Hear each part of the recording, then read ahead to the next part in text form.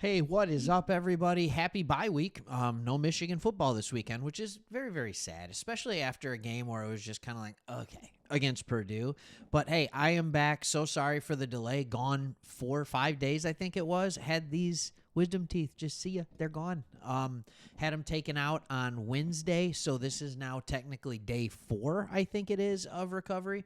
My last day off work on a Monday, and that's why I didn't record, because when I wasn't going into my main job, I didn't want to be coming on here and talking on this either. So if you get a little more chill version of me in this video, that's why. I'm not going to be all excited and yelling because, quite frankly, I can't. So who's had their teeth taken out? Who's got those things yanked out, the wisdom teeth?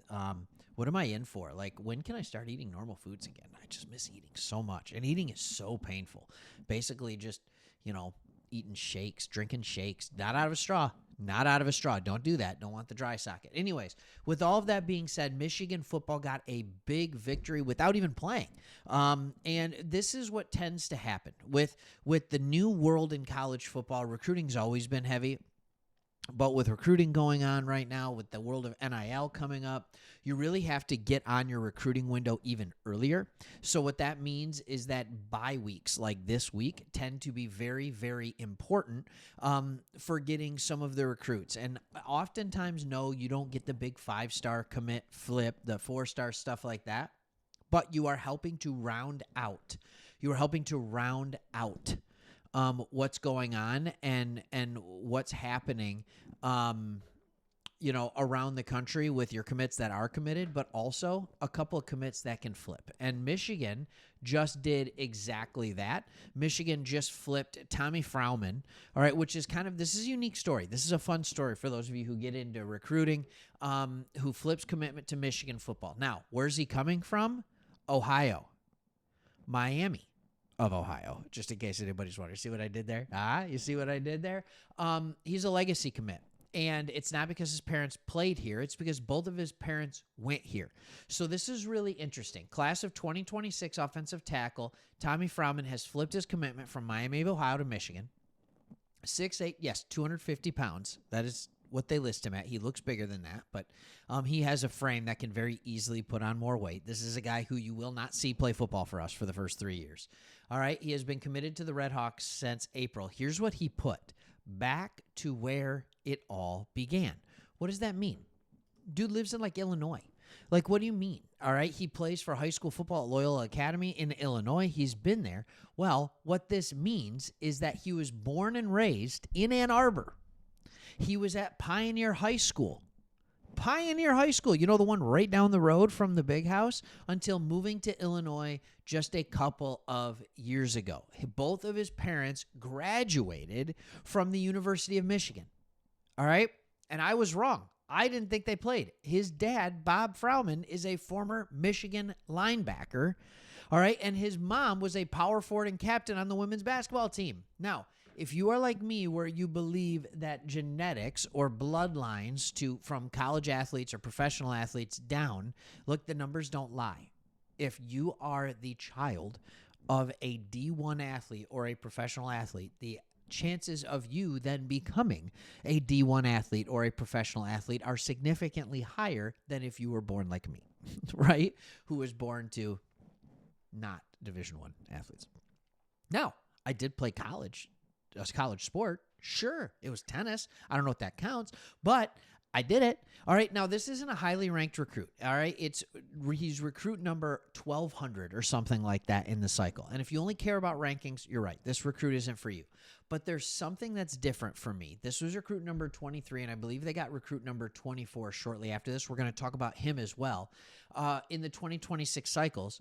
All right, but there were no Michigan native players on this. And technically, if you look at the recruiting, there's still no native Michigan players, but this dude is a Michigander. He grew up and was raised in Michigan for the first 16 years of his life until he moved to Illinois 2 years ago. So while this might not be a technical Michigan commit, this is a Michigan commit. You need guys like this on your team to continue to show the hatred for teams like Ohio State, right? To understand the rivalry against Michigan State. These are the type of players you need on your team, so it's not just the coaches trying to make it happen for you. You need this stuff, all right? Now we're at 4 offensive linemen for the class, and I always say I want every single class to have 5 offensive linemen. I do. I want to recruit an entire starting offensive line in every single class because I believe that's the lifeblood. Now, NILs make it a little different, so 4 is fine. All right?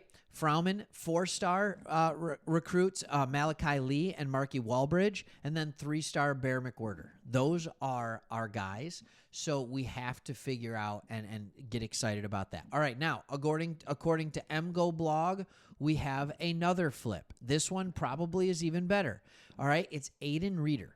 I've been watching tape on this guy. This is a guy who's going to project to come in. He's going to play linebacker. As you can see, he's not a small human. He's listed at 210, but that was from over a year ago. In his high school program, he was one of these guys who was playing kind of that safety hybrid role, but moved into an outside backer position or stack linebacker this most recent year. In fact, the move is very similar to the move that Ernest Hausman made at the same time in high school. And when I watch this guy's tape, he reminds me a little bit of Ernest Hausman.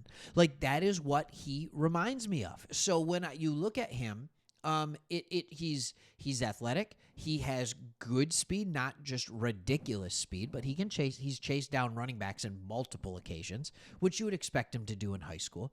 All right. So now it's Ohio, so it's pretty good quality football down there in Ohio. But when you look at him, what I'm excited about this one, he's from Cincinnati. He is decommitted from Wisconsin. Okay, he decommitted from Luke Fickell's program as Wisconsin continues to go down. So he commits to Michigan, and then Wisconsin goes and gets an upset, right? Those weren't his only offers. Minnesota was the other school that was most involved.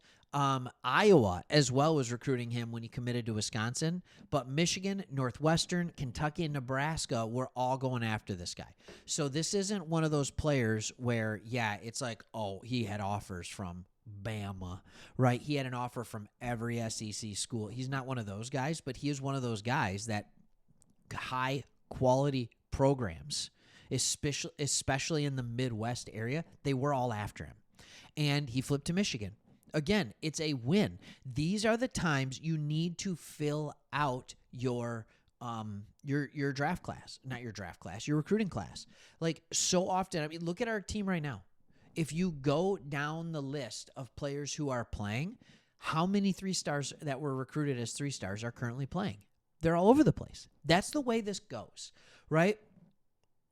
You need your big boys. You need your 5-stars if you can get them. That's what gives you the national championship type caliber. You need your 4-stars consistently. You need a good number of those, 10 to 15 every single year. But the base and the depth of your roster that allows for good practicing, that allows for some of these players are just late bloomers. These are the type of players that you are going to get that you need to build your program around. Saying a 3-star doesn't matter is like saying rounds 4 through 7 don't matter in the NFL draft. They absolutely matter. If you're watching this, you're probably a Lions fan, right? Does St. Brown matter? I think he does, right? Like, I mean, those are the type of things. Does Christian Mahogany matter? I think he does. These, you have to understand that there can be depth from anywhere. And this 3-star, I would even more equate not to a 4th or 7th. The 3-star is like a 3rd-round pick. Open it up to 3rd-round picks and tell me how many good players are there. 3-stars become pros all the time. So excited to see this. Michigan gets a good win even without playing. It's great to be back. Hopefully I'll be able to do this every day. Hopefully these continue to heal. All right? I miss eating so much. I just miss it. I really do. You'd think it's a good weight loss plan, but you just end up eating junk. It's not the best weight loss plan, but you're just hungry all the time. All right. Thanks for watching. Hit that subscribe button if you haven't already. See you on the next one.